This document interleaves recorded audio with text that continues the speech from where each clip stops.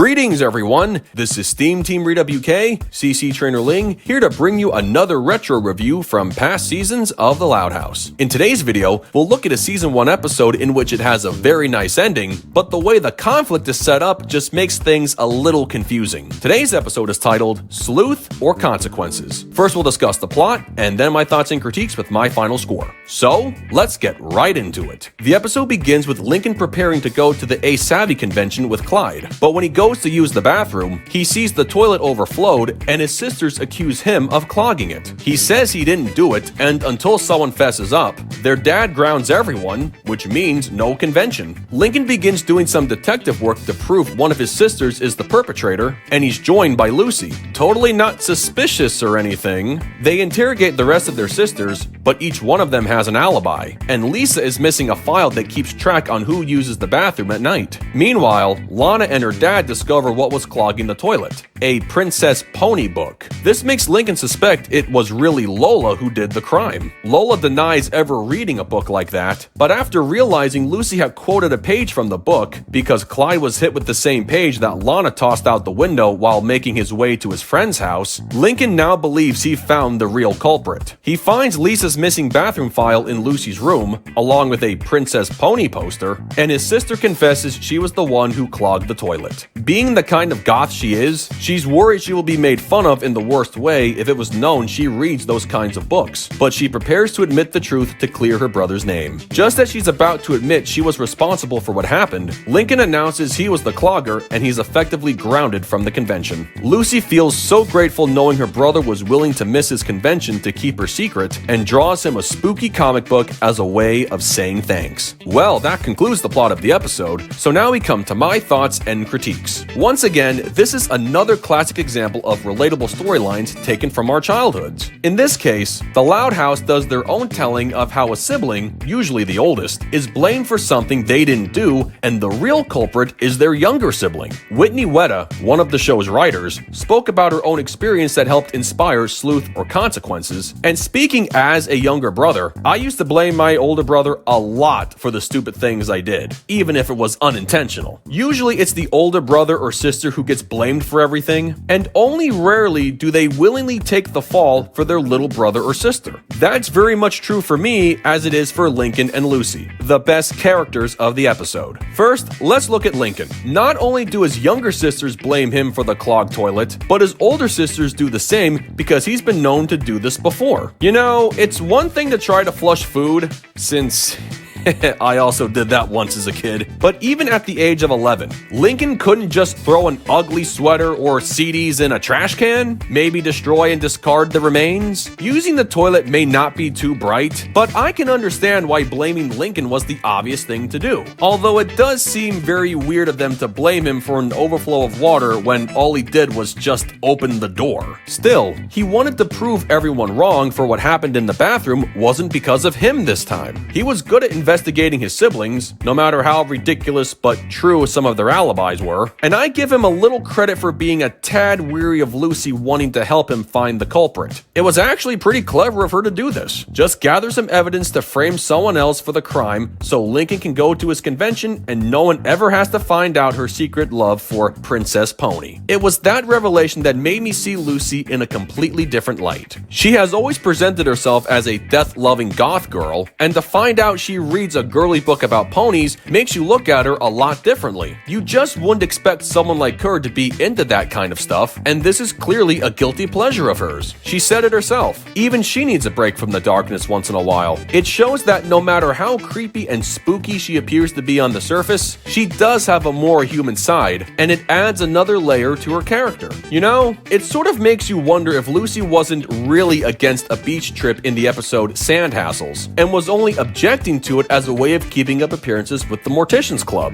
That could explain why Lucy didn't want to tell the truth about being the one who clogged the toilet. Although that does defeat the purpose of saying the quote, "If you don't tell the truth, your heart will never be set free." She says her sisters would make fun of her for the rest of her life, but it could be more than that. She probably feared one of her sisters would let that secret slip throughout the city. A big mouth like Lola comes to mind. And that it would damage her reputation and possibly label her as a fake goth. Perhaps Lincoln understood that, hence why he was willing to take the heat for his little sister. Like he said, he can handle the teasing since he's more comfortable about who he is. And one day Lucy will be comfortable with who she is as well, at last setting her heart free. If that's not a sign of being an amazing big brother who will ruin his own image just to protect the image of his sister, I don't know what is. These two characters shared one of my all-time favorite sibling moments of the series, and I deeply enjoyed how great these two played off one another in this episode. In spite of the heartwarming resolution to the conflict and an interesting whodunit storyline, there are some things about this episode that feel off. The first critique I have is knowing the conflict begins during the day rather than night,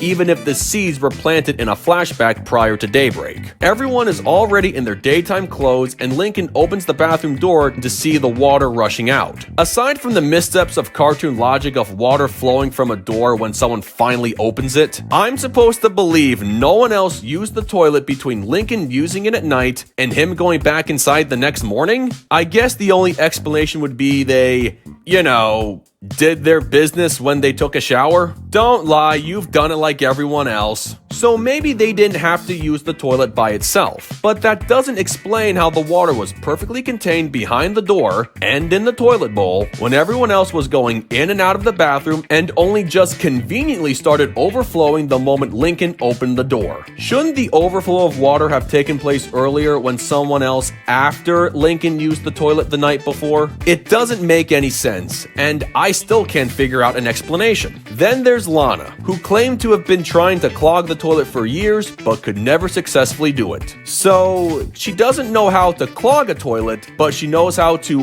unclog it with Big Bertha? I hereby direct you to the episode Attention Deficit, where she clogged the toilet so her dad could teach her how to fix it. That's all I'm going to say. And finally, there's the issue with Lisa's files. She keeps track of who uses the bathroom, but it's never made clear how she keeps track. Does she have the room wired to detect who goes in? Does she monitor what they do in there? We know she has cameras, but just for the sake of making things easier, let's pretend the computer keeps track of who enters the bathroom and her computer electronically records how many people and who used it during certain periods of time. Let's also assume Lisa doesn't read over the files every time a new one becomes available and simply puts them in storage for when they become useful for her studies. Lincoln wanted the file that tracked bathroom habits between 1 and 4 a.m. But why not ask for all the files between that time frame and the moment he went back in when he was preparing to go to the convention? There's no way no one else would not be in the bathroom between 4 a.m. and whatever hour of the morning at which the episode begins. If that were the case, everyone would be wearing their night clothes. Knowing Lucy was reading her book at night while wearing her day clothes makes things even more complicated. Here's how the episode should have played out, at least in two different ways. Example 1. The episode begins at night and we see Lincoln leaving the bathroom and telling the audience he needs to get back to sleep so he can be ready for the convention in the morning. Then the toilet makes a loud clogging noise and the water overflows and seeps into all of the upstairs bedrooms. The kids wake up and rush outside to see what's happening. Lucy, taking advantage of the confusion, sneaks into Lisa's room to steal the newest file tracking the recent bathroom activity. Everyone accuses Lincoln of clogging the toilet since he admits he was the last one to flush, but he says he didn't do anything to cause an overflow. Lisa claims she can prove someone is the culprit by showing them her tracking system, but she can't find the most recent file. That's when her siblings accuse her of committing the crime since her file just happened to be missing at that critical moment. The parents wake up to hear the commotion, and because anyone's name could be on Lisa's missing file, everyone is grounded, and then the rest of the episode more or less plays out the same. Example 2. The episode begins the way it's originally presented, and Lincoln is made fun of by his sisters, all except Lucy. Lincoln announces he's going to apply some guy liner, and Lucy walks out of the bathroom. Lincoln goes in the bathroom, flushes the toilet, and that's when the overflow happens. Everyone comes rushing out of their rooms to see what's going on, and Lucy uses this moment to sneak into Lisa's room to steal her bathroom file. Everyone blames Lincoln. Lincoln says he didn't clog the toilet. Lisa says she can prove who did it, but her evidence is missing, and anyone's name could be on that file, and therefore the episode would more or less play out the same. I know what you're going to say. You might say, dude, you're overthinking everything.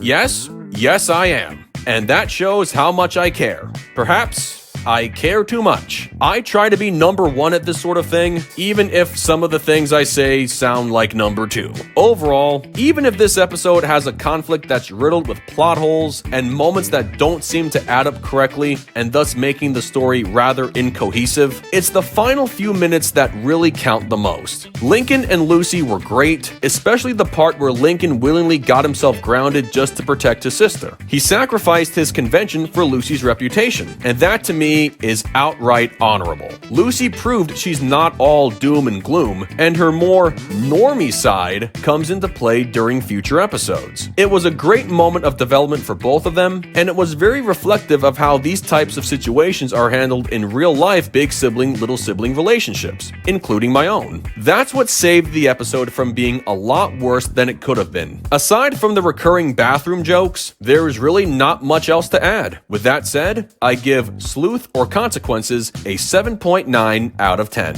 Well, folks, that concludes my review of Sleuth or Consequences. I'm not saying I could write episodes better, but you have to admit that when you really think about the conflict presented here, and then my suggestions on how to improve the story, it's not hard to see how my tweaks could give this toilet-focused episode a better flow. Pun definitely intended. So what did you guys think of it? Love it?